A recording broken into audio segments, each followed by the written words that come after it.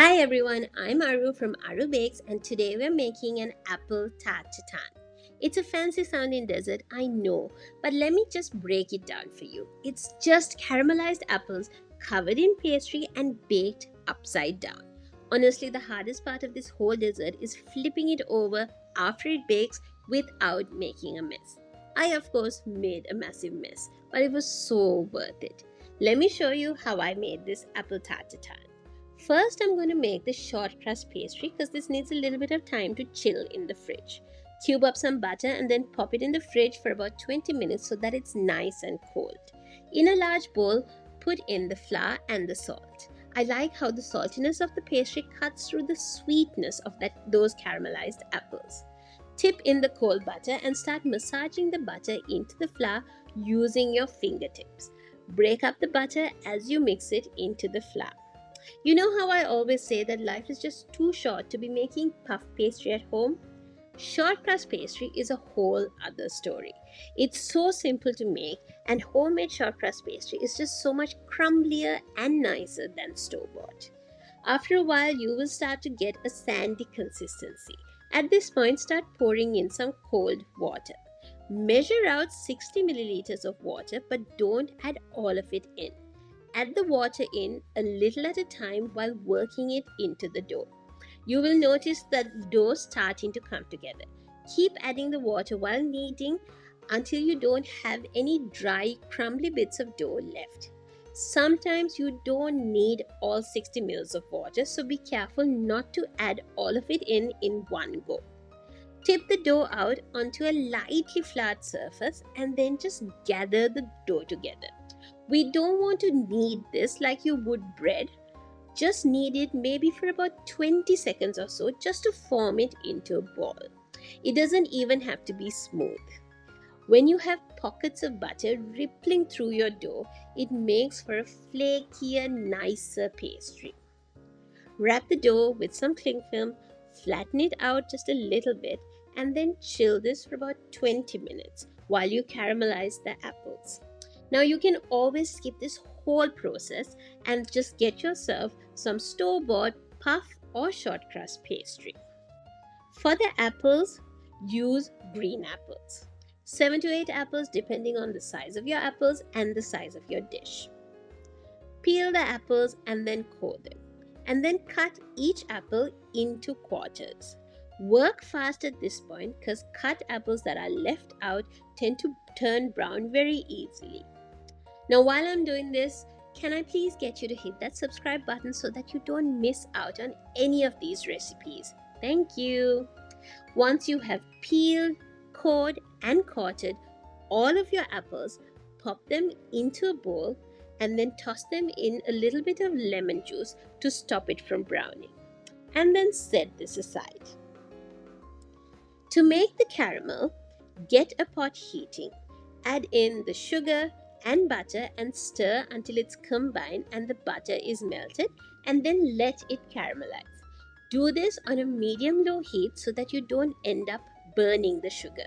When it comes to actually making tarte tatin, there's two ways to go. You can either caramelize the apples in an oven-proof dish and then cover the apples in the pastry and bake. Or you can caramelize the apples in a pan, arrange them into a baking pan and then cover in pastry. Now I'm doing the latter just because this pot is way too heavy for me to flip over once baked. Once your sugar is nice and bubbly like this and it starts to get a little bit of color, you can start adding in the apples. Put the apples cut side down into the caramel. Reduce the heat to low and let the apples cook for about 7 to 8 minutes. While that's cooking, preheat the oven to 180 Celsius. After the apples cook for about 6 minutes or so, sprinkle a tiny bit of salt on top. Be very, very light-handed. And then go in with a little bit of cinnamon powder because apples and cinnamon go so well together. And then go in with a drizzle of vanilla and let it finish cooking for about a minute or so. Then carefully turn each apple quarter over, sprinkle a little bit more cinnamon and let it cook on the other side so that can caramelize as well. This doesn't need much time, maybe about 5 minutes or so. Now layer the caramelized apples into your baking pan. Make sure to arrange them nicely so that when we flip the tart over, it will look beautiful. Pack in the apples close together. I'm leaving a little bit of a gap on the sides just to tuck the pastry in.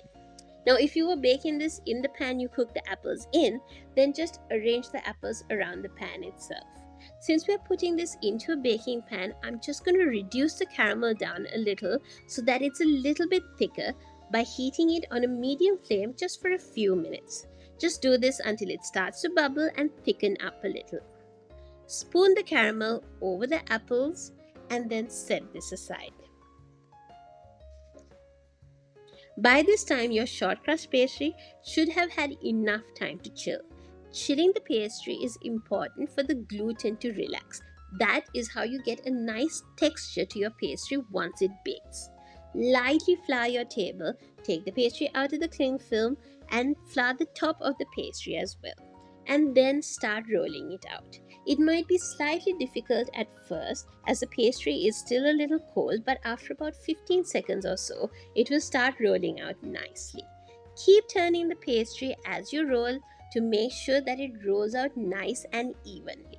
Short crust pastry is very forgiving. You can patch up places where the pastry tears like this and then just roll it out. Anyway, this pastry will go at the bottom when you're serving up the Tarte Tatin, so it's fine if there are a few cracks here and there.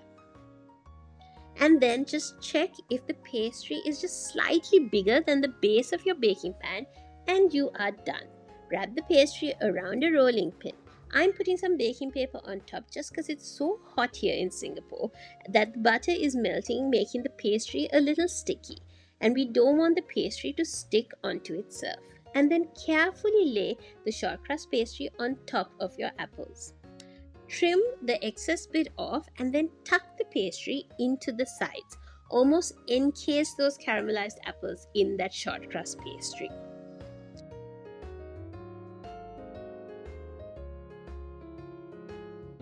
And then make a few incisions so that you can release any of the steam that builds up inside, and then pop this into the oven and bake for about 20 to 25 minutes until you get a little bit of color to your pastry.